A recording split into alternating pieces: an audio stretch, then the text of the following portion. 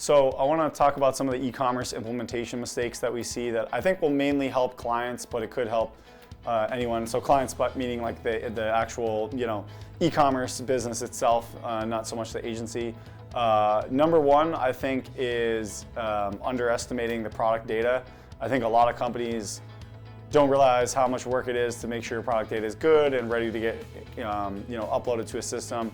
In some cases, you might be able to have an agency like Trellis help you migrate the data to the platform, but usually there's some kind of like data transformation stuff that has to happen, and some of that is actually like strategic and kind of ties into your business to the point where an agency can't necessarily solve that problem for you.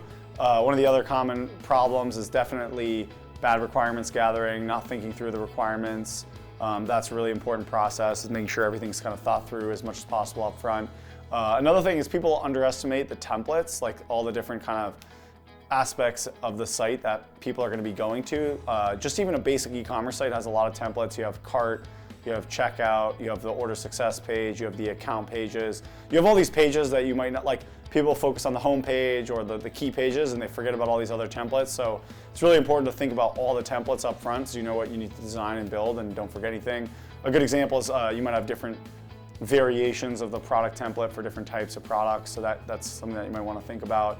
The other thing that we see is people also don't take the time to learn the platform. During the project, log it in the system, learn the platform, maybe figure out how to get some training around the platform, but try and learn the platform. You're never going to be an expert right away, but if it's a new platform and you don't have a lot of experts in-house, you got to start to figure out how to learn it and take some ownership over the platform on your own.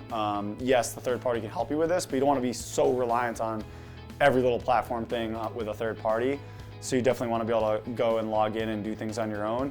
And that kind of ties into the other problems. I think people underestimate the operations behind this.